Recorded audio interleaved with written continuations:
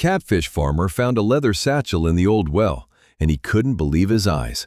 What was inside would reach back 26 years and prove that everything he had lost was not lost at all, but taken. Floyd Emerson Beaumont, 57 years old, stood in his barn in Bolivar County, Mississippi, with a deed in his hands, and the morning sounds of the farm went on around him like nothing had changed. He'd been awake since 4:30. He dressed in the dark, went to the kitchen, started the percolator, and stood at the window while the coffee came through, watching the dark outside turn slowly gray. Darlene came in around 5:15. She moved carefully in the mornings now, the way she'd moved since the foreclosure letter arrived. She got a mug and poured without asking if there was enough, cracked 2 eggs into the skillet.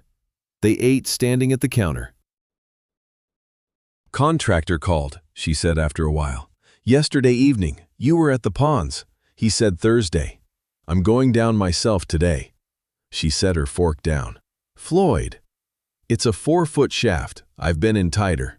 "That's not what I mean, and you know it." He waited. "We've got enough going on," she said. "That's all." She picked up her fork. She'd learned over 33 years when to say her piece and when to let it sit. She said it once, clearly, and then let it sit. "I'll take the harness," he said, "and I'll tell Bertram." She nodded. That was enough. He washed his plate, poured the last of the coffee into his thermos, and went out to the barn. The catfish ponds lay east of the barn in the flat delta light, 3 of them, connected by earthen dikes Floyd had built 12 years back when he first bought his way back onto any piece of the original property. The pump station between the far 2 ponds hummed low and steady. The land spread out in every direction without a hill to interrupt it, the way delta land does, flat as a man's palm, the sky sitting on top of it enormous and pale. He'd reclaimed 110 acres of the original 200 over 15 years of scraping. Catfish money, 3 winters of pipeline work in Louisiana, a small inheritance he spent on land instead of something sensible.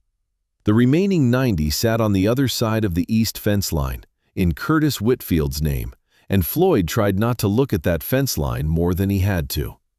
The well was a 1930s hand-dug structure, river-smooth stones fitted dry in a 4-foot shaft going 30 feet down. It had gone dry 3 years back. Floyd had been cleaning it out for 3 days, rigging a bucket system from the barn beam, pulling up silt and compressed debris, leaves, small bones, decades of windfall compressed into black mats. Today, he needed to go down himself. By 8, the temperature was deep in the upper 80s. Bertram Good came by around 9. He farmed soybeans on the parcel east of Floyd's fence and drove an old Chevy with a cracked windshield and a muffler that needed replacing since autumn. He pulled up and studied the well the way a man studies something he's decided not to be involved in. "How far down you going?" he said. 28, maybe 30 feet. There's something solid in the silt. Bucket can't get to it." "What kind of solid?" "Don't know. Could be a pump collar, could be timber." Bertram scratched his jaw. "I went down a cistern once, out at my Uncle Hollis's place. Found out why the pump was pulling air." He paused. "Big lab, been there a while. I don't recommend going down wells." "I'll be fine." "I reckon so." Bertram looked at the rope and the pulley. "That's good rope. New last season, 3/4 inch. And you've got a harness." "Yes." Bertram sat with that a moment. "I'm going out to run the disc on the east field. Back this way around noon. You need anything, you holler." "I will." Bertram gave the well a last look, the look of a man who has accepted a decision he disagrees with, and drove back down the county road, the muffler marking his progress for a 1/4 mile before it faded into the morning. Floyd rigged the descent rope and thought about his father. Emerson Lyle Beaumont had bought these 200 acres in 1952 for most of what he had. 7 years of working other men's fields saved into a down payment, and then his name on a deed and his whole life bet on Delta soil. Floyd had grown up watching his father walk the fence lines twice a week, every season, checking posts and wire with the patience that comes from owning something bone deep. Not performing it, just doing it. The way you check on something that matters. There was one evening Floyd remembered clearly. He was about 12. They were walking the south fence in the long summer light, and his father stopped at a corner post that had started to lean and gripped it with both hands and worked it back and forth in the soft ground. It moved. His father stood looking at it a long moment without speaking. Then he said, "A man takes care of what's his, and what's his takes care of him. That's the whole deal." Floyd had thought he was talking about the fence post. Later, he understood he was talking about everything. The land, the mornings, the 30 years of showing up. Emerson showed up every day until 1998, when the bankruptcy took the land, and then he died 3 years later, in April of 2001, with nothing under his name but a truck and a savings account that barely covered the funeral. Floyd had never sorted out which loss was heavier. He'd put both of them somewhere in the back of himself and gotten on with it. He went over the edge of the well at 10 o'clock. The shaft was cool inside, the stones damp, the air holding the smell of sealed decades, wet rock, iron, old cold. He descended hand over hand on the rope, his boots walking the stone wall, until his feet touched silt at 28 feet. He stood in near dark with the bright disk of the opening above him and let his eyes adjust. He probed the silt with his boot, sweeping slow arcs. Packed hard, dense as river clay, and cold. His left boot caught something solid at about 18 inches depth, not the stone bottom of the shaft. The sound was dull, hollow underneath. He crouched and dug with both hands. It took 15 minutes to work it loose. A metal box, shoebox-sized, lap-jointed lid, surface rust but the metal still sound. He worked his knife under the lid seam and pried until the joint gave. Inside the metal box was a leather satchel, buckled shut, the color of dark tobacco. He pressed the leather with his thumb. It gave, supple, not cracked, not rotted, not dissolving at the seams. He pressed it again to make sure he was feeling what he thought he was feeling. The metal box had done its job completely, held out the water and the air and the years. And whatever was inside had been sitting in the dark at the bottom of this well without anyone touching it for a very long time. He tied the box to the rope and climbed out. In the barn, in the white morning light, he set the metal box on the workbench and stood looking at it a moment. He was not a man who hurried things he didn't understand.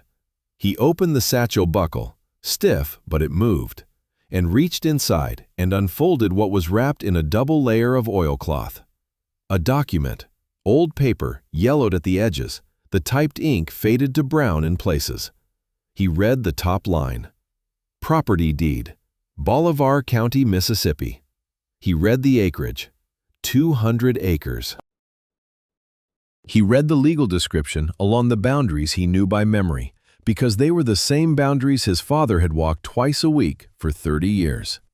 Then he read the signature line. Emerson Lyle Beaumont. His father's name. In his father's handwriting, with the small loop on the capital E that Emerson's hand had always made, on every letter, every receipt, every document Floyd had ever seen him sign. Dated the 14th of October, 1952. Floyd read it again.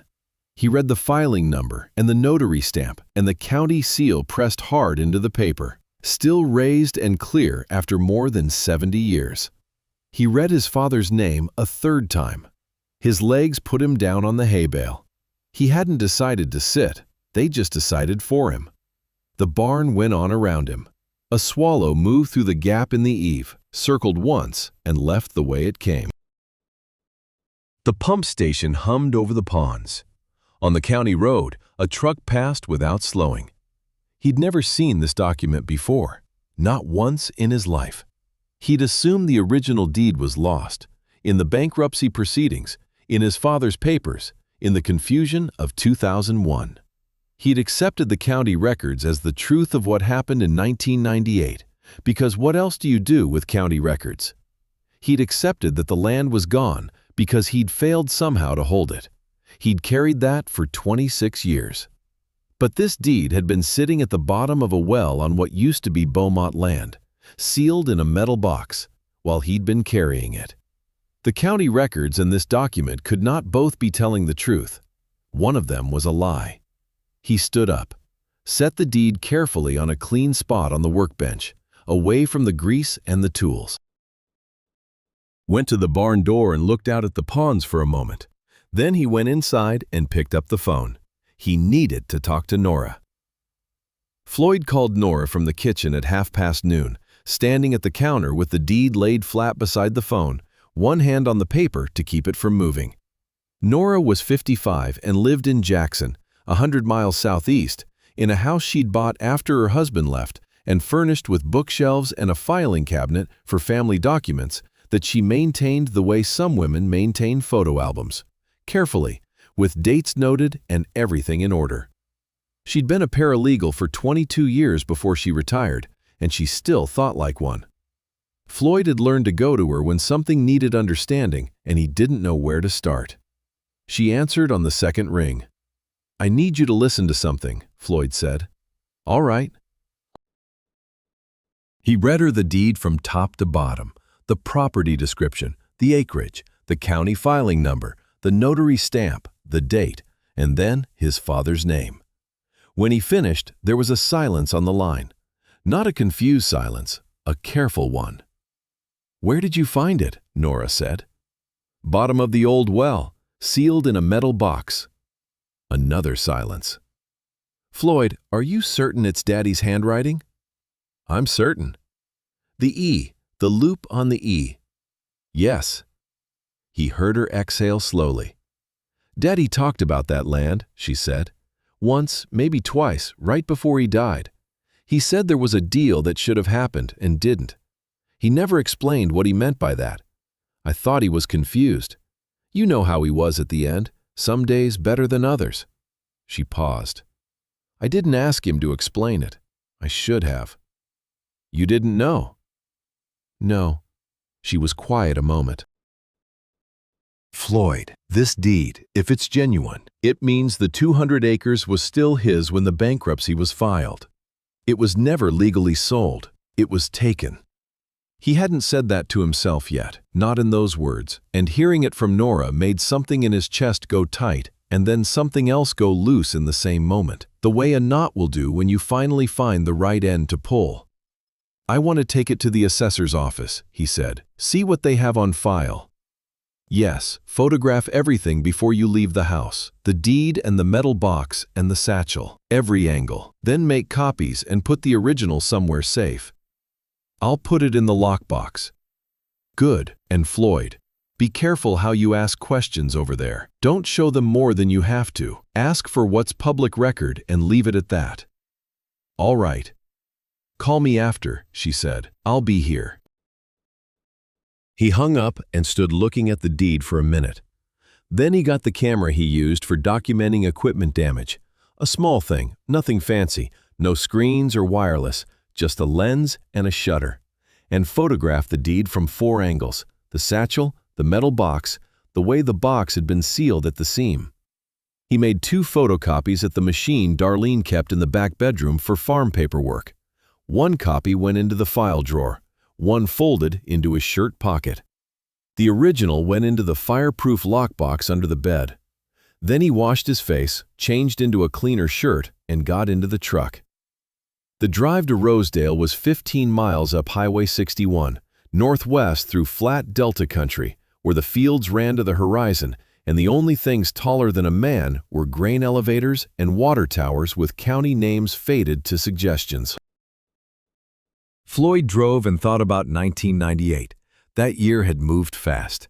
That was the thing he remembered most, the speed of it. 1 month he was running the farm, 5 ponds, 2 hired men, a decent price on catfish. Then an audit from the bank. Then documents he signed because the officers said it was routine. Then lawyers. A letter about a bankruptcy proceeding. And then the land was gone. 4 months, start to finish. He'd been 31 years old, and he hadn't understood what was happening quickly enough to stop it. He'd blamed himself for that for 26 years. The not understanding fast enough. the trusting of men in suits who used terms he didn't ask them to explain. He'd carried it like a stone in his coat pocket. Heavy, always there, and so familiar he'd stopped noticing the weight. He parked in front of the Bolivar County Courthouse in Rosedale, a two-story brick building set back from the street with a small lawn going yellow in the April heat, and went inside to the assessor's office on the ground floor. The room was cool with central air and smelled of old paper and carpet cleaner. Filing cabinets lined two walls. A counter ran along the third, and behind it sat a woman who Floyd recognized as Janet Riddle, though he hadn't spoken to her in years. She was somewhere in her mid-50s, gray hair cut practical and short, reading glasses pushed up on her forehead. She'd worked this office for as long as Floyd could remember. She looked up when he came in, and her expression went through something before it settled on professional neutral. A small thing, a flicker, but Floyd had spent a lifetime watching livestock and machinery for early signs of trouble, and he noticed it. "Floyd Beaumont," she said. "Haven't seen you in a while." "Janet," he nodded. "I need to look at a deed record. Property out on the south side of county, parcel on the east side of Highway 61. He gave her the legal description from memory. He'd read the deed twice, and the property boundaries were the same ones he'd grown up around. She typed something at the computer, looked at the screen, typed again. "That parcel changed hands," she said. 1998. "That's what I understood. I'd like to see the deed on record." A pause, small, but there. "Mind if I ask why?" "Just family research," Floyd said. He kept his voice easy. "My father owned land in that area, trying to sort out what happened to what." Janet looked at the screen again. Then she said, without looking at him, "That property, it's been in Curtis Whitfield's portfolio for a long time. If you've got questions about it, he'd be the right person to talk to." "I'm sure he would. Right now, I'd just like to see the public record." Another pause. Then she stood and went to a filing cabinet along the far wall, opened a drawer, and pulled a folder. She brought it to the counter and set it in front of him without handing it over directly, as if putting it within reach was different from giving it. Floyd opened the folder. Inside was a deed of transfer dated September the 14th, 1998. The property was described in the same meets and bounds language as his father's deed. The transferring party was listed as Emerson Lyle Beaumont. The receiving party was Curtis Wayne Whitfield. The consideration paid, the price, was listed as $200. $200 for 200 acres of Delta farmland. Floyd looked at that line for a long time without saying anything. $200. He'd paid more than that for fence wire last spring. He asked Janet for permission to photograph the document. She said yes, but didn't seem happy about it. He photographed both pages with the small camera and handed the folder back and thanked her. As he was turning to leave, Janet said his name, quietly, like she didn't want it to carry to the back of the office. He turned. She was looking at him, not at the computer, and there was something in her face that hadn't been there before. Something careful, and maybe something else underneath that. Something closer to uncomfortable. "You be careful about what questions you're asking," she said. "That's all." Floyd looked at her for a moment. "Thank you, Janet," he said. "I appreciate that." He walked out into the April heat and sat in the truck with both hands on the wheel. $200. His father's name on a transfer Emerson had never mentioned. A deed sitting at the bottom of a well while all of this was filed and recorded and accepted as truth. And a woman behind a county counter telling him to be careful without saying what she meant. He started the truck and drove home. Darlene was on the porch when he pulled in, sitting in the wicker chair with a glass of iced tea, looking out at the ponds. She'd changed into her house dress and let her hair down from the morning braid, which meant she'd been inside for a while and was trying to let the evening settle her. The ponds were gold and copper in the late afternoon light. Floyd sat down in the other chair and told her what he'd found and what he'd seen at the assessor's office, going through it without rushing, not leaving anything out. She listened without interrupting. When he finished, she sat looking at the ponds. "Say the name again," she said. "Curtis Whitfield." Something moved across her face. Not surprise. Something older than surprise. Recognition, maybe, but the kind that's been buried for a long time and comes up slow. Curtis Whitfield, she said again to herself. You know the name? She set the iced tea down on the porch rail. He was the one who came to the house, she said. 1998. You were out in the field. He came to the door. Nice suit, nice car, and he said he was from the bank. He said there was a problem with the accounts and they needed some signatures. She stopped. I told him you'd be in by dark. He said he'd come back. She looked at Floyd. I forgot about that, Floyd. I forgot it because so much happened so fast, and I thought at the time he was just from the bank, a bank officer. He wasn't from the bank. No, she was quiet. $200, she said, for 200 acres. That's what's on file. She turned and looked at him directly, the way Darlene looks at something when she's finished being uncertain about it. He stole it, she said. Floyd didn't answer, because there wasn't anything to add to that. He looked out at the ponds where the last light was leaving the water and thought about his father walking the fence line in the long summer evenings, twice a week for 30 years, checking what was his. After a while, Darlene said, What are you going to do? Call Nora again. Then we need a lawyer. Darlene nodded. She picked up her iced tea and they sat without talking, and the ponds went dark and the pump station kept humming. Somewhere east of the fence line, on the 90 acres that used to be Beaumont land, a pickup truck appeared on the county road, moving slow. Too slow for the road at that hour. It passed the farm entrance and didn't stop, but the brake lights came on for a moment, just a moment, before it kept going and disappeared around the curve. Floyd watched where it had been. He got up and went inside to call Nora. Nora lived in a brick house on a quiet street in Jackson, the kind of house that looks orderly from the outside and proves it on the inside. She'd lived alone for 11 years since Gerald left, and she'd filled the space with the things she chose. Bookshelves in every room, a cat named Prudence who tolerated visitors but didn't encourage them, and a filing cabinet in the back bedroom that held family papers going back 3 generations. Floyd had always found it a steadying place, everything labeled, everything in its drawer. He and Darlene drove down on a Thursday morning, 100 miles southeast on Highway 61 down to Jackson. Darlene brought a thermos of coffee and they didn't talk much. The Delta country gave way south of Greenville to rolling pine land, and by the time they reached the outskirts of the city, the air smelled different, less like water and more like exhaust and cut grass. Floyd drove, and Darlene watched the road and poured coffee into the thermos cup and handed it to him when she thought he needed it, which was about every 40 miles. They'd been making that trip together for 30 years. They knew how to do it. Nora met them at the door, with Prudence watching from the hallway, and the smell of something baking coming through from the kitchen. She hugged Darlene first, then Floyd, and held him a beat longer than usual, which told him she'd been thinking about this since the phone call. Come sit, she said. I have the files out. The dining room table was covered with folders and envelopes sorted into piles, the way Nora sorted everything. Chronological, labeled, no overlaps.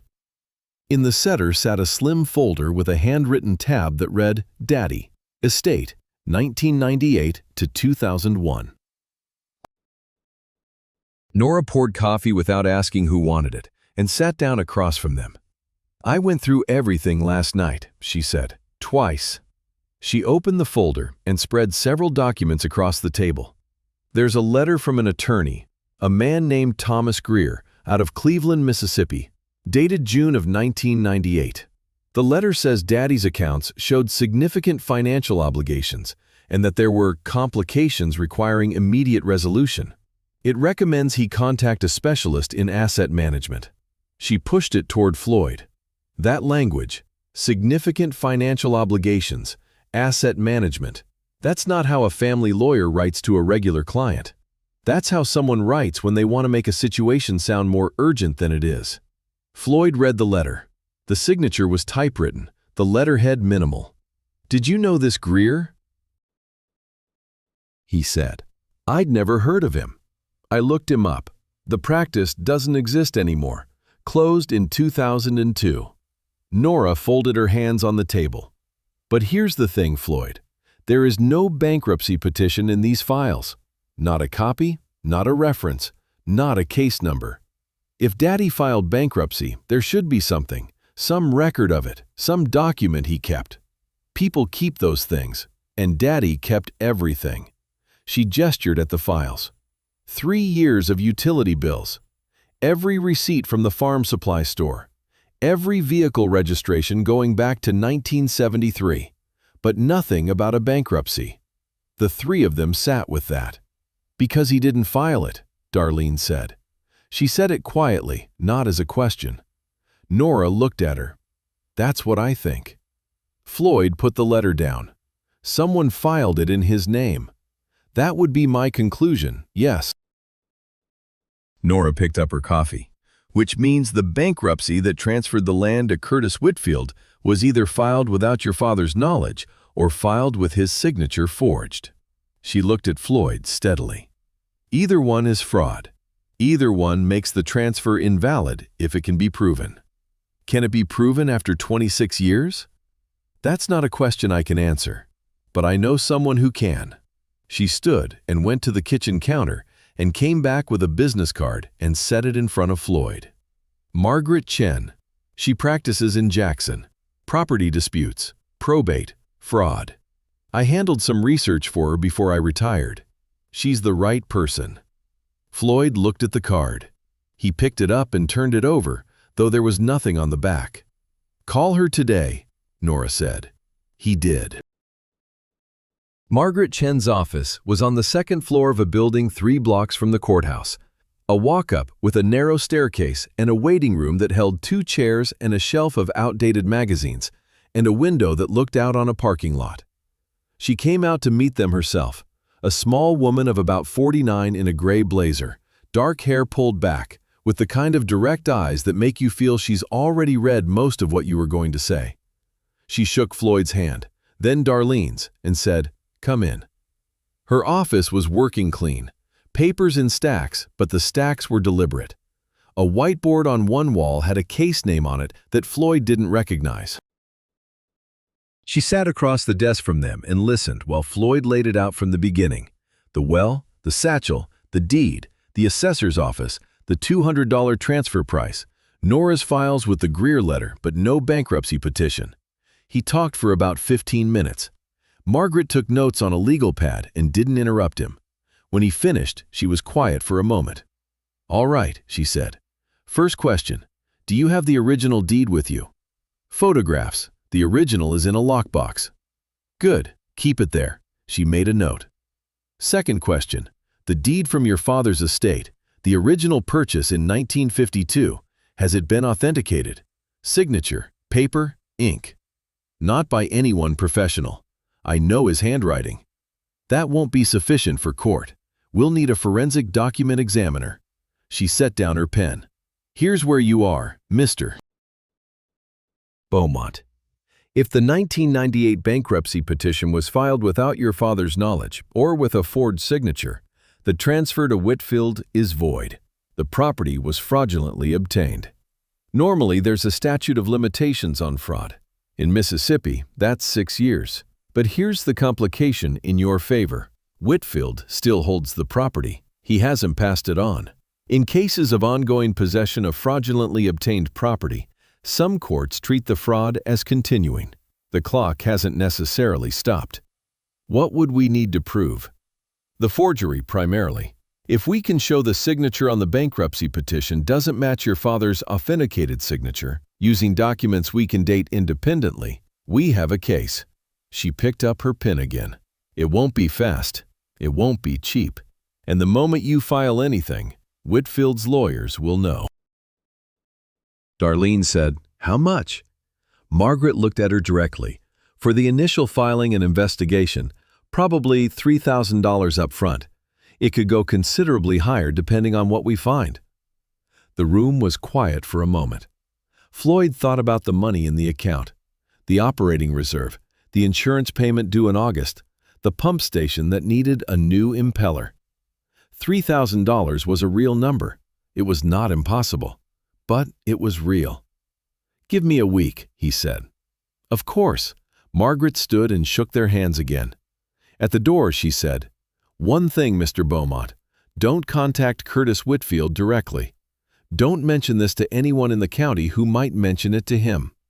The element of surprise is worth more than you might think." Floyd nodded. They went back down the narrow staircase into the Jackson afternoon. They had lunch at a diner 2 blocks from Nora's house. Catfish, which Floyd ordered out of habit and ate without much appetite, and drove back north through the pine country and into the delta as the light changed to late afternoon gold over the fields. Darlene slept the last 30 miles with her head against the window, and Floyd drove and thought about Margaret's words. The element of surprise, which meant right now, today, they still had it. Curtis Whitfield went to his office every morning not knowing that a man had gone down a well and come back up with something that changed the accounting on everything Curtis had built. That would not last. Floyd understood that. The woman at the assessor's office, Janet, had already looked uncomfortable. People in county offices talk. It was a small county. He thought about the truck on the road last night. The brake lights. He turned into the farm drive, and Darlene woke up, and they went inside, and Floyd fed the ponds while there was still light, walking the dikes the way his father used to walk the fence lines, checking the aerators, checking the feeders, doing the work because the catfish didn't care about any of this, and they still needed feeding. When he came back to the house, the kitchen light was on, and Darlene was standing at the counter with a piece of paper in her hand, and her face had gone to a kind of stillness that Floyd recognized. Not calm. The opposite of calm, held very still. "Letter from the bank," she said, "came this afternoon." She set it on the table. He sat down and read it.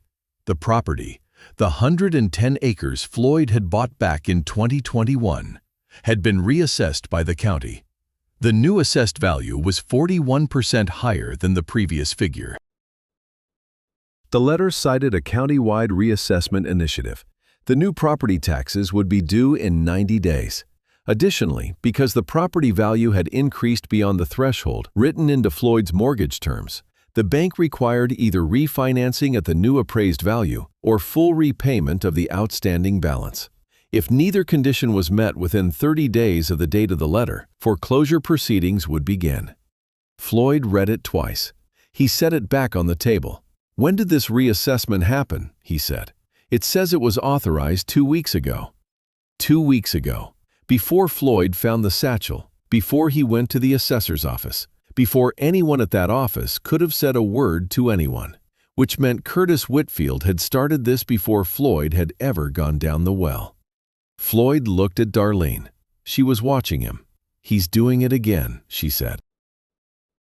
Same tone she'd used on the porch. Quiet, direct, finished with uncertainty. Floyd didn't say anything. He looked at the letter again, at the 30-day figure, and thought about Margaret Chen and $3,000 and the element of surprise and the truck on the road with its brake lights glowing red in the dark. They didn't have a week. Floyd called Margaret the morning after the letter arrived. He told her about the reassessment, the 30-day window, the timing of it, 2 weeks before he'd ever gone down the well. Margaret was quiet for a moment. "That's not a coincidence," she said. "No. It means he has someone watching. At the county level, at the bank, or both." Another pause. "Floyd, I want to file immediately. Today, if you can authorize it. We don't wait for him to act first. We move first, and he has to respond to us." Floyd thought about the $3,000. He thought about the pump station impeller and the August insurance payment. Then he thought about the deed in the lockbox under the bed. "File it," he said. Margaret filed that afternoon, a civil suit challenging the 1998 conveyance as fraudulent and a separate letter to the Mississippi Attorney General's office requesting an inquiry. Floyd signed the documents at Margaret's office in the morning and drove back to Bolivar County in time to feed the ponds at noon. He didn't tell anyone. He didn't call Nora to say it was done. He went home and did the afternoon work and had supper with Darlene and watched her take her blood pressure medication with a glass of water, which she'd started doing every evening with the kind of determined quietness that told him she was frightened and managing it. Curtis Whitfield called 2 days later on a Tuesday morning. Floyd was in the barn when the phone rang in the house, and Darlene brought it to him at the barn door. "Man on the phone," she said, "says his name is Curtis Whitfield, says he'd like to speak with you." She said the name the way you say a name you've been expecting. Floyd took the phone. "This is Floyd." The voice on the other end was warm and unhurried, a voice that had been trained to sound like it was doing you a favor. "Mr. Beaumont, my name is Curtis Whitfield. I believe you've been looking into some old land records, and I thought it might be simpler if we just spoke directly, man to man. Save everybody some time." "All right. I was wondering if you might meet me for coffee. There's a place on 61, north of Rosedale. Patty's, do you know it?" "I know it." "Tomorrow morning, 9 o'clock. Floyd said yes. He handed the phone back to Darlene. She was watching his face the way she watched faces when she was measuring something. "You going?" she said. "Yes." "You want me to come?" "No," he said, and then, "Keep the doors locked while I'm out." She didn't argue. She went back inside, and Floyd stood in the barn door looking at the east fence line for a while before he went back to work. Patty's was a low-built place off the highway shoulder with a gravel lot and ceiling fans that turned slow enough to not make any difference, and the particular smell of bacon grease and old coffee that said this place had been here a long time and intended to stay. Floyd arrived at 8:50 and took a booth by the window where he could see the lot. Curtis Whitfield pulled in at 9 on the dot in a silver pickup, late model, clean, and came in wearing pressed khakis and a blue button-down, dressed for a meeting without being dressed for an office. He was 64, tanned, with the build of a man who'd stayed reasonably active, and the manner of one who'd spent decades being the most relaxed person in any room. He smiled when he saw Floyd and extended his hand, and Floyd shook it. "Appreciate you coming," Curtis said, sliding into the booth across from him. He ordered coffee from the waitress by name. He knew her name, which meant he came here, which meant this was his ground. Floyd noticed that. "I'll keep this simple," Curtis said, wrapping both hands around his mug. "I understand you've been looking into the property records from 1998. The transfer from your father's estate. I want you to know I have complete respect for why you'd do that. That was your family's land, and you've got every right to understand what happened to it." He paused. "The bankruptcy was legitimate, Floyd. I know it doesn't feel that way, and I'm sorry for what your family went through. But the documents are in order and have been for 26 years. He looked at Floyd steadily.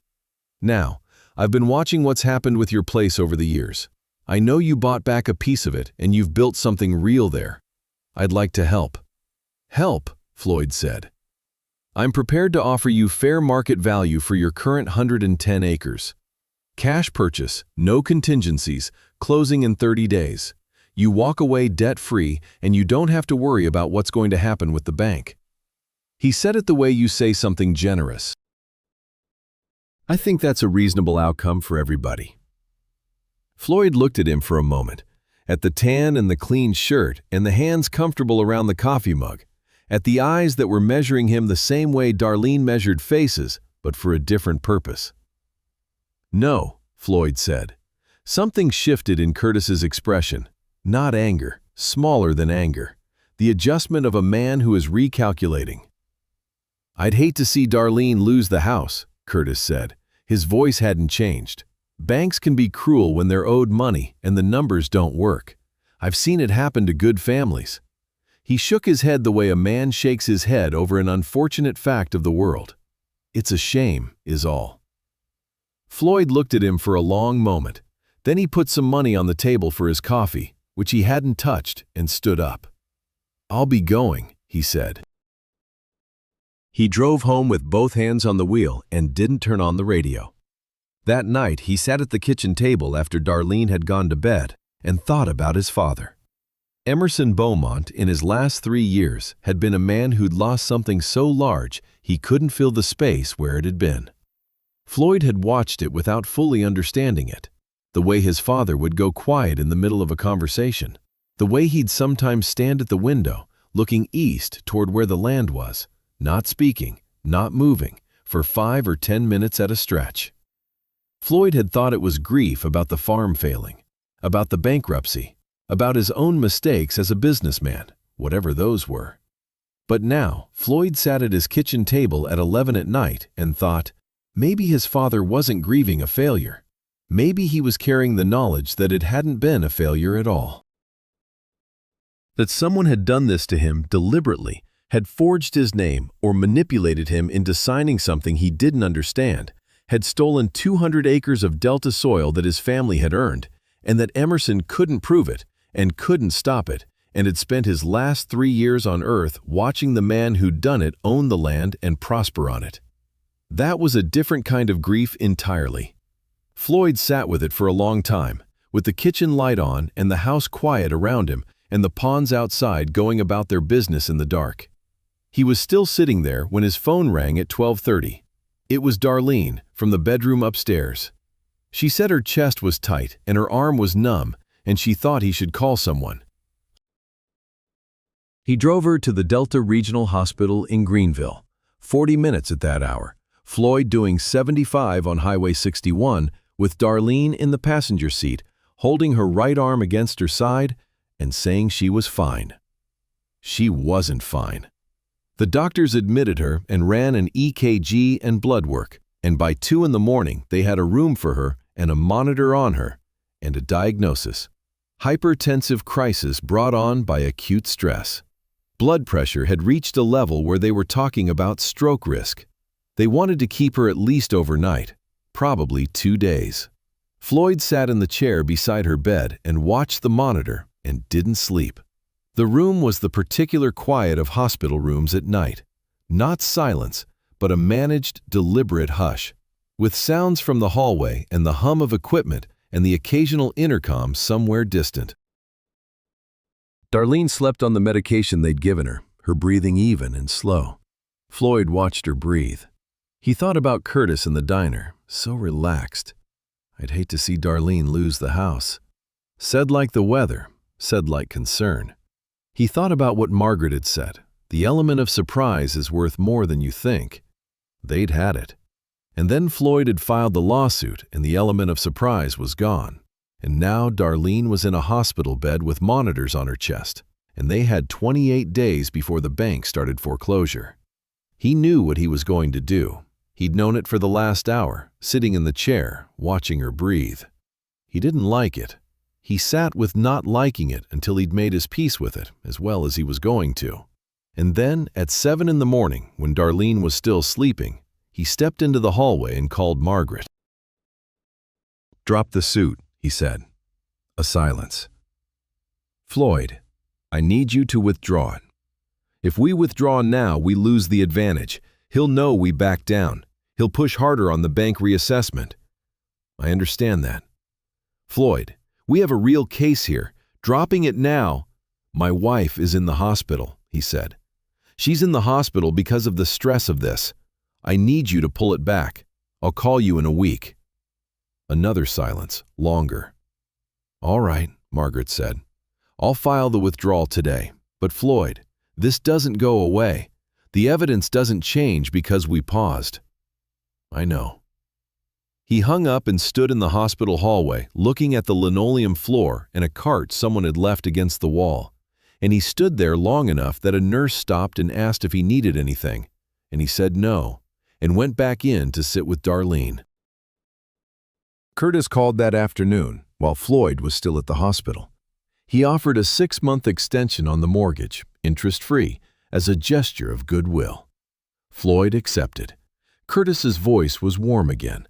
The recalculation done, the man relaxed in the knowledge that the right pressure applied to the right place had produced the right result.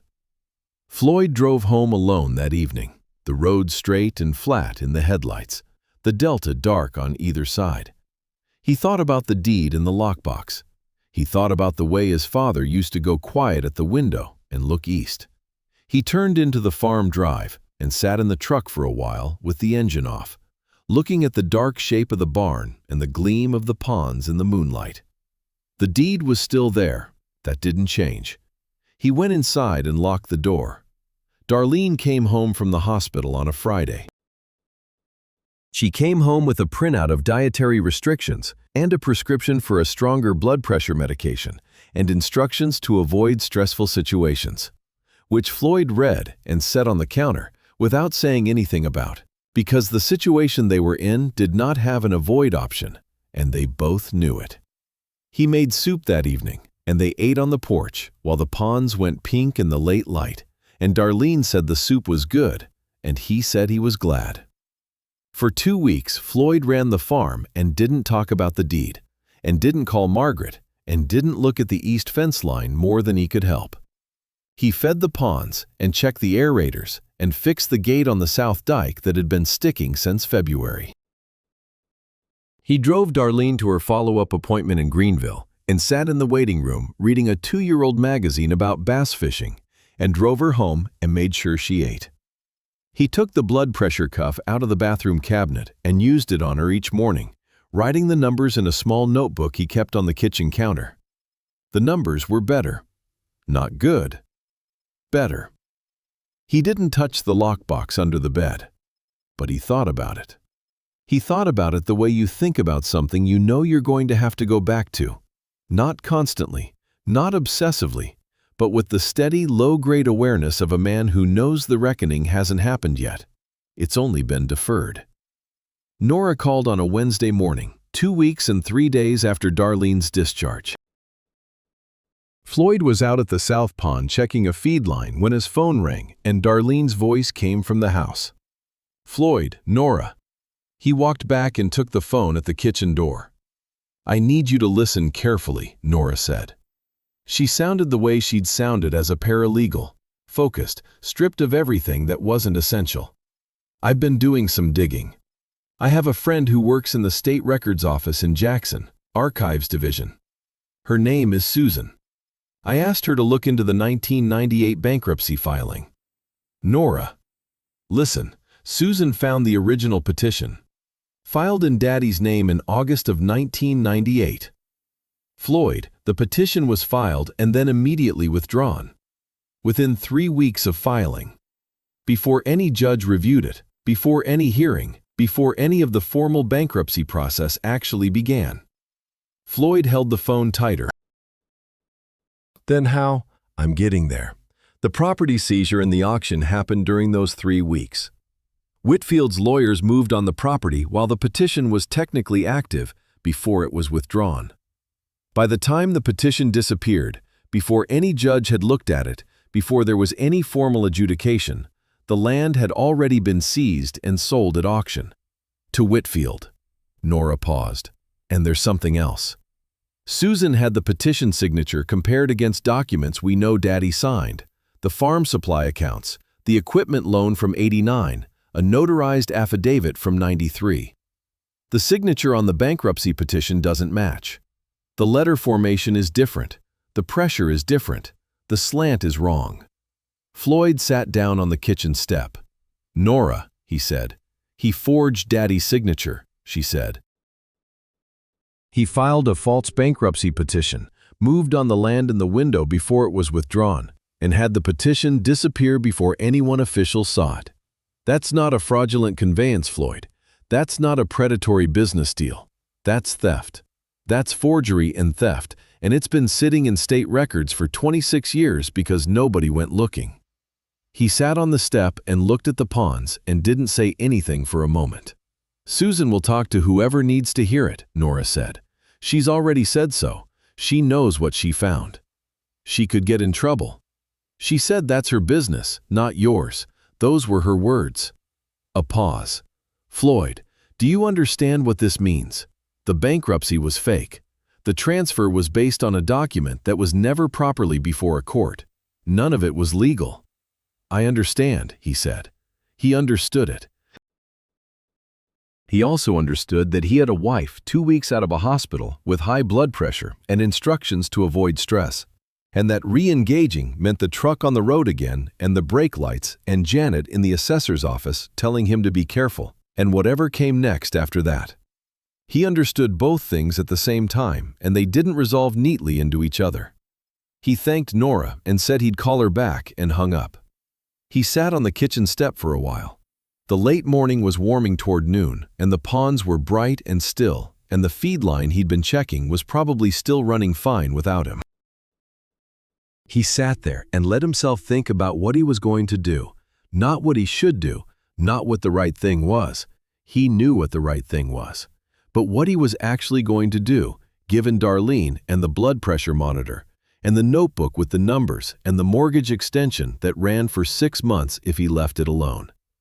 He thought about his father going quiet at the window, looking east. Not grieving failure, carrying knowledge he couldn't prove and couldn't put down. 30 years of building something and then 3 years of watching it from the outside, knowing what had happened to it and not being able to say so in a way anyone would hear. He thought about what it would mean to put the deed back in the lockbox and leave it. Let the 6 months run. Take whatever came after that. Maybe find a way to negotiate something with the bank on his own terms. Maybe just let it go. Let it be what it had been for 26 years, gone. He sat with that for 10 minutes, really sat with it, the way you have to sit with a thing to know if it's actually an option. It wasn't. He got up, washed his face at the kitchen sink, and went to find Darlene. She was on the porch in the wicker chair with a glass of water and the crossword from the paper, which she did every day when the weather permitted.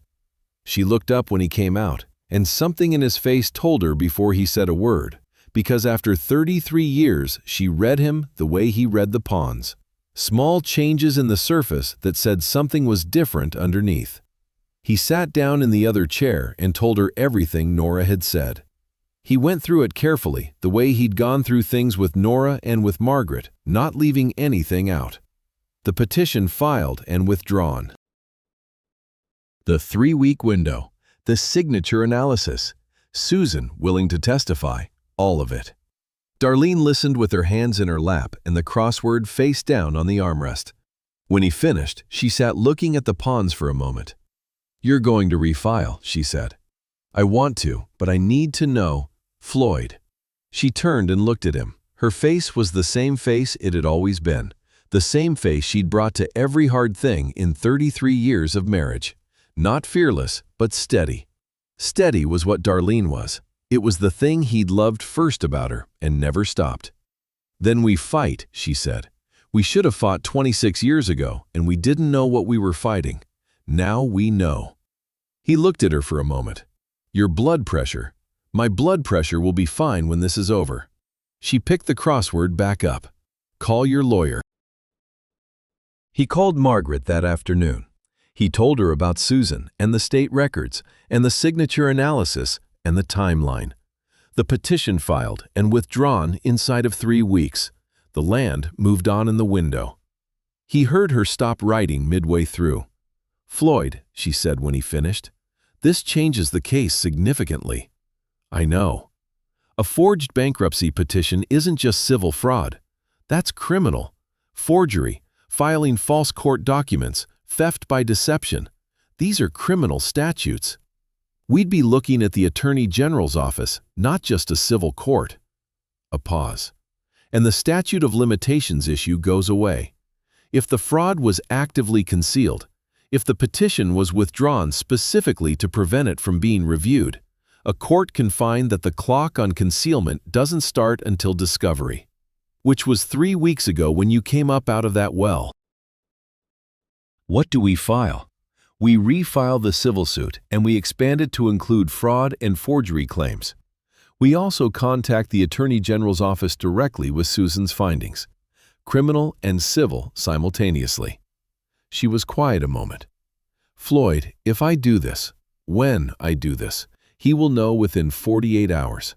And this time, he won't call you for coffee." "I know. Are you certain?" He thought about Darlene on the porch. "Then we fight." "File it," he said. Margaret filed the following morning. By noon, Floyd had copies of the expanded complaint. By mid-afternoon, he'd called Nora to tell her it was done, and Nora said good, and said to tell Darlene she was proud of her. Curtis Whitfield did not call. At 4:30 in the afternoon, a silver Lexus Floyd didn't recognize pulled into the farm drive and parked in front of the barn. A man in a suit got out, 50s, trim, carrying a leather briefcase, and walked toward the house without hurrying. He moved like a man who made his living arriving at places uninvited and had learned to treat the discomfort of others as background noise. Floyd came to the door before he knocked. "Mr. Beaumont," the man said. He handed over a business card. "My name is Marcus Tobe. I represent Curtis Whitfield. I was hoping we might have a word."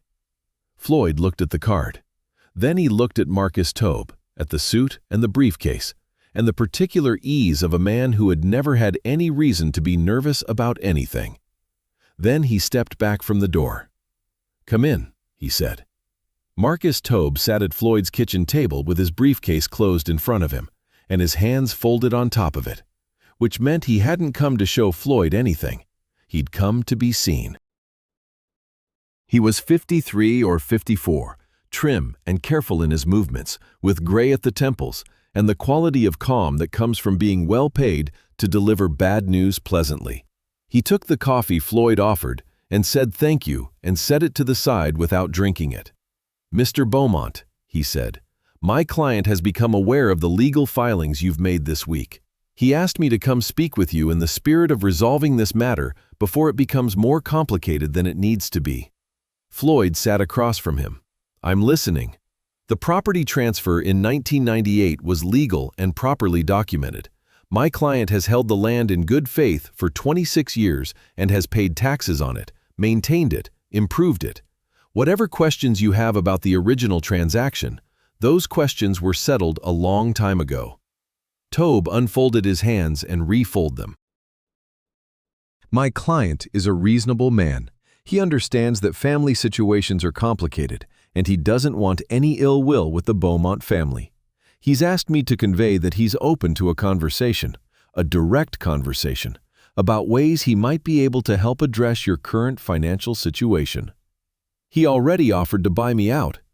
Yes, he's still open to that." Tobe looked at him steadily. "Mr. Beaumont, I want to be straightforward with you.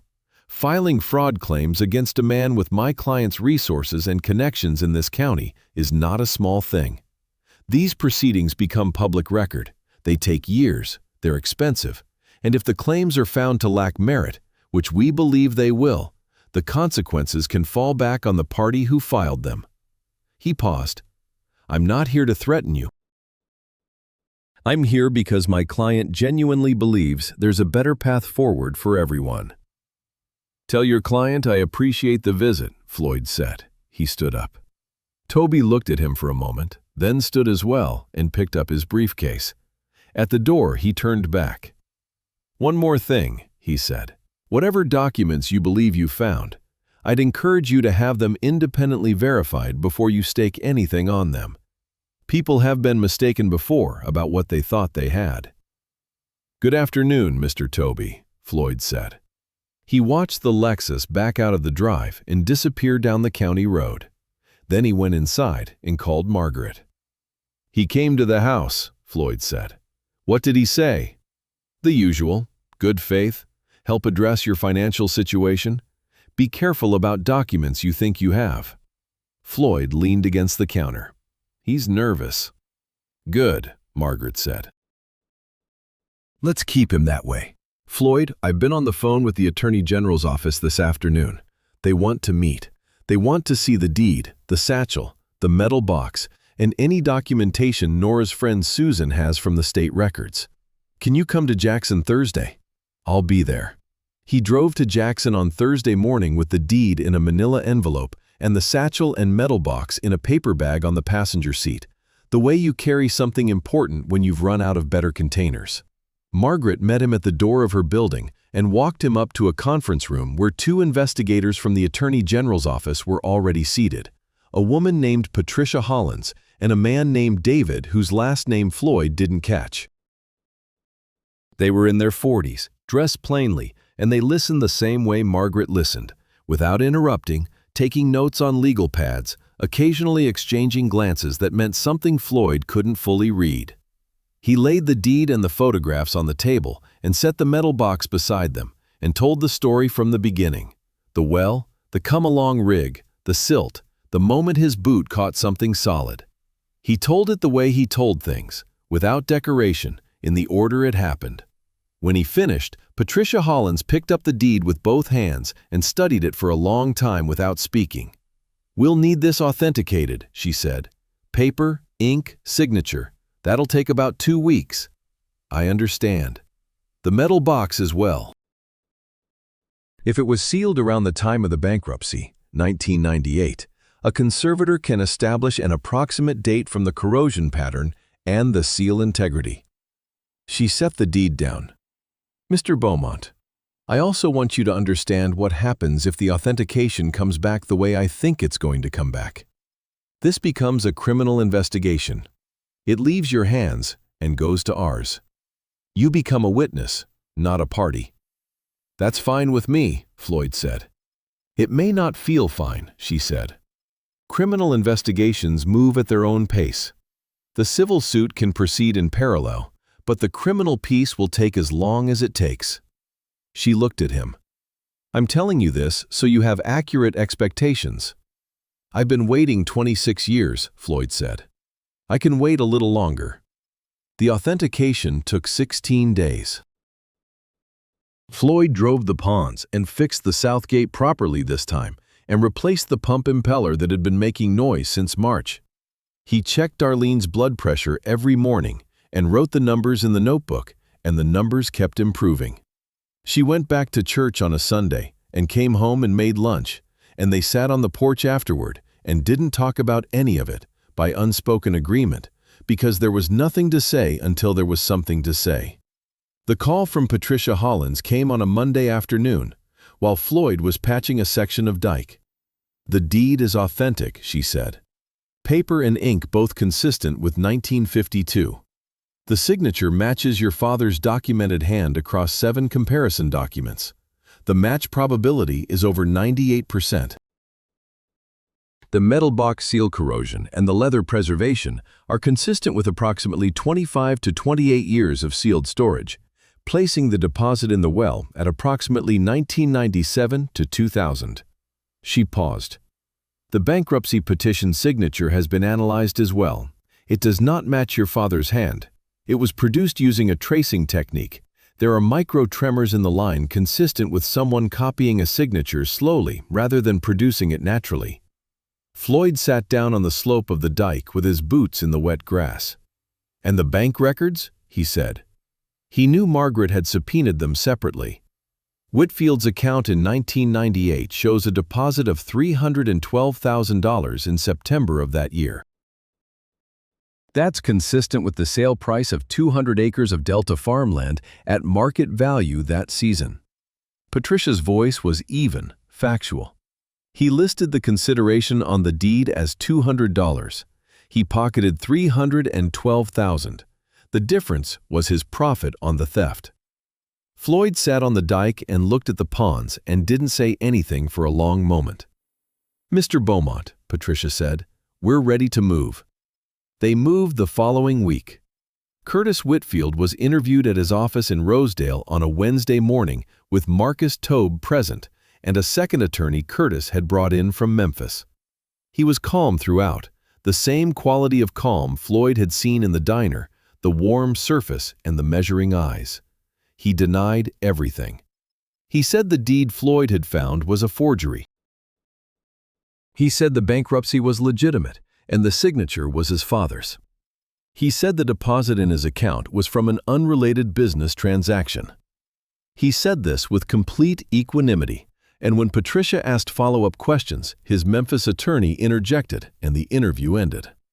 Curtis posted bond. On Thursday afternoon, the Mississippi Attorney General filed charges.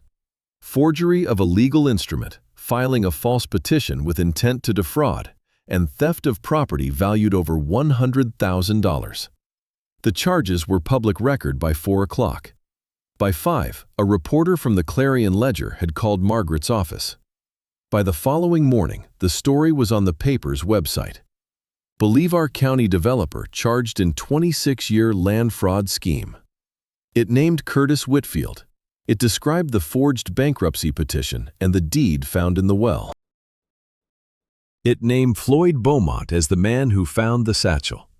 Floyd read it at the kitchen table over coffee. Darlene read it over his shoulder. Neither of them said anything for a moment. Then Darlene went to the cabinet and poured herself a second cup of coffee, which she almost never did, and came back and sat down, and that was the whole of her celebration. And Floyd thought it was exactly right. The newspaper story brought other people forward. By the end of the week, 5 families in Bolivar County had contacted the Attorney General's office with similar accounts. Properties lost in suspicious bankruptcies between 1995 and 2003. All of them connected to transactions that bore Curtis Whitfield's name somewhere in the chain. By the following week, there were 7.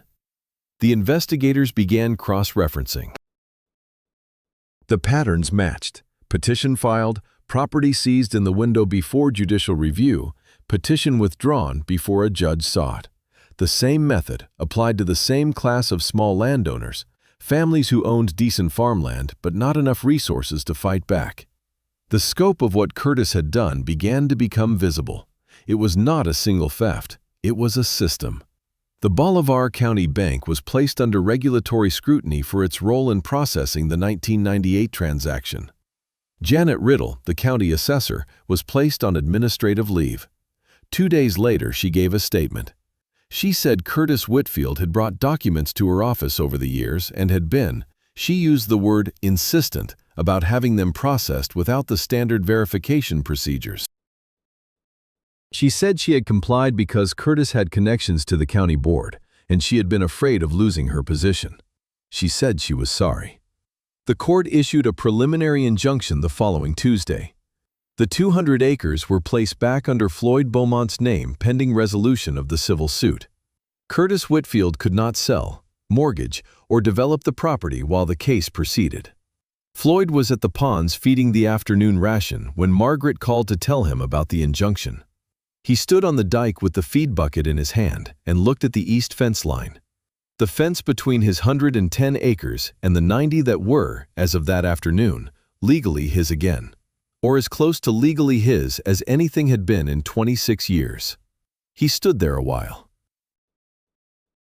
Then he went back to feeding the fish because they still needed it.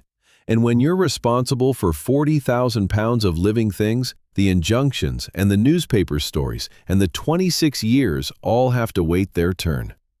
But that night, for the first time since April, he slept through until 4:30 without waking once. The trial date was set for 8 months out. Marcus Tobe filed a motion to suppress the forensic evidence.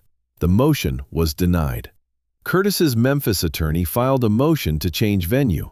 That motion was still pending when Floyd drove past the east fence line on his way to Greenville one morning and noticed that the for sale signs Curtis had placed on the 90 acres 3 years ago were gone. Somebody had taken them down. Floyd didn't know who. He didn't stop to look for signs of who might have done it.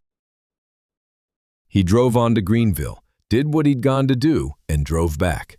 But he noticed. The trial began on a Wednesday in February, 8 months after the charges were filed, in a courtroom in Bolivar County with a judge brought in from Sunflower County because the local bench had too many associations with too many parties to be trusted with neutrality. Her name was the Honorable Ruth Eves, 61 years old, with a reputation for patience with evidence and impatience with attorneys who mistook her patience for leniency. Floyd sat in the gallery with Darlene on his left and Nora on his right, and watched the evidence he'd been living with for 8 months become something formal and public. The deed unrolled on a display easel, the metal box and the leather satchel on the evidence table, the forensic document examiner explaining to the jury the difference between a naturally produced signature and one generated by tracing, pointing to the microtremors in the bankruptcy petition signature with a laser pointer, while the courtroom was very quiet. The bank deposit records appeared on a screen. $312,000 received into Curtis Whitfield's personal account in September of 1998, 17 days after the land was auctioned. $200 listed as consideration on the recorded deed. The two figures side by side on a screen in a public courtroom for anyone to see. Susan, Nora's friend from the state records office, testified for 90 minutes about the petition filing and withdrawal timeline, the 3-week window in which the seizure was executed, the pattern she'd identified in the archival records that suggested this was not a unique occurrence. She was methodical and precise, and the defense attorney's cross-examination did not shake her. Janet Riddle testified for 40 minutes. She sat in the witness chair with her hands folded and explained in a voice that didn't waver what Curtis had asked her to do and why she had done it, and what she had told herself at the time, and what she understood now that she was under oath in a courtroom. She cried once, briefly, and then stopped and continued.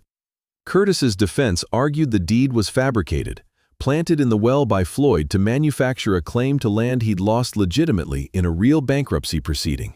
They argued the signature analysis was inconclusive. They argued the bank deposit had multiple possible sources. They had character witnesses speak about Curtis's decades of investment in the community, the jobs his companies had created, the charities he'd supported. The jury deliberated for 4 days. Floyd didn't go anywhere during those 4 days. He fed the ponds and patched a section of dike that had been soft since the spring rains, and replaced a float valve on the No. 2 aerator. He drove Darlene to her doctor's appointment in Greenville on Thursday, and sat in the waiting room, and came back to the farm and fed the evening ration. He slept badly, but he slept. Darlene made supper each night, and they ate together and talked about things that weren't the trial, and then went to bed. And that was how they got through it. The verdict came on a Friday afternoon. Margaret called Floyd's phone at 3:17. "Guilty," she said. "All 3 counts. Forgery of a legal instrument. Filing a false petition with intent to defraud. Theft of property." Floyd was standing at the edge of the south pond. He held the phone and looked at the water and didn't say anything for a moment. "Floyd, I heard you," he said. Sentencing is in 6 weeks. The prosecutor is recommending 12 years. Given the scope, the 7 other victims, the pattern of conduct, I'd expect the judge to be serious. All right. The civil judgment will be set at the same time. We're asking for full restoration of the 200 acres and damages for the 26 years of lost use. I believe we'll get it. A pause. "Are you all right?" He thought about the question. "Yes," he said. "I think so." He looked at the water. "Thank you, Margaret." "Thank you for not giving up," she said. "A lot of people would have." He hung up and stood at the edge of the pond for a while. The water was calm in the late afternoon light, and the aerators were running, and 40,000 pounds of catfish were somewhere beneath that surface going about their business, which was what they did regardless. After a while, he picked up the feed bucket and finished the evening ration and walked back to the house. Darlene was on the porch. She looked at his face and knew. "Both of us," she said quietly. That was all. That evening, Nora drove up from Jackson and they had supper together, the 4 of them, Floyd and Darlene and Nora and Bertram, who arrived uninvited at 6 o'clock with a bottle of decent whiskey and the expression of a man who has been waiting for permission to celebrate and has decided the verdict constitutes it. Bertram poured 4 glasses and raised his without a speech, and they drank and ate and talked about things that weren't the trial, and then talked about the trial, and then talked about other things again. Bertram left at 9 with the bottle half empty and shook Floyd's hand at the door for a long time without saying anything, which from Bertram was the same as a speech. After Nora went to bed, Floyd sat at the kitchen table alone. He thought about his father. Emerson Beaumont had gone to his grave in April of 2001 without knowing that any of this was possible. He'd spent his last 3 years in the specific silence of a man who knows the truth and cannot prove it. Looking east at the fence line, going quiet in the middle of sentences, carrying something that had no place to go. Floyd had watched it and not understood it, and then understood it too late to be of any use to the man who needed to be understood. But here was a thing Floyd had been thinking about since the verdict, turning it over. His father had hidden the deed. He'd put it in the metal box and sealed it and lowered it to the bottom of the well on his own land, where no one would find it unless they were cleaning out that particular well, which nobody had reason to do. It was not the act of a man who had given up. It was the act of a man who believed, even in the worst of it, that the truth would eventually have somewhere to go. Emerson had kept the evidence alive for 26 years. He'd done it the only way he could. Floyd sat with that for a long time at the kitchen table, with the house quiet and the ponds dark outside, and the sound of Darlene breathing steadily from the bedroom where she slept better now than she had in years. Curtis Whitfield was sentenced 6 weeks later to 11 years in a state correctional facility. The judge cited the deliberate and sustained nature of the fraud, the number of victims, and the particular cruelty of targeting small landowners who lacked the resources to defend themselves. His appeal was filed the day after sentencing. The civil judgment came the same week, the 200 acres restored to Floyd Beaumont, and $1,200,000 in damages for 26 years of lost use, lost income, and documented economic harm. Curtis's assets, the development company, the investment properties, the accounts, were ordered liquidated to satisfy the judgment and the claims of the other 7 victims. The county bank settled with 6 of those families for a combined total of just over $3 million. Janet Riddle was dismissed from the assessor's office. Marcus Tobe quietly moved his practice to Hattiesburg. The Memphis attorney went back to Memphis. Margaret's fees at the end of it came to $14,000. Floyd paid them without complaint. He and Darlene refinanced the mortgage the following spring at a rate that made the monthly payment something that felt manageable for the first time in years. The 200 acres were surveyed and the boundary markers were reset. Floyd walked the full perimeter on a Saturday morning in March. 200 acres for the first time since he was a young man.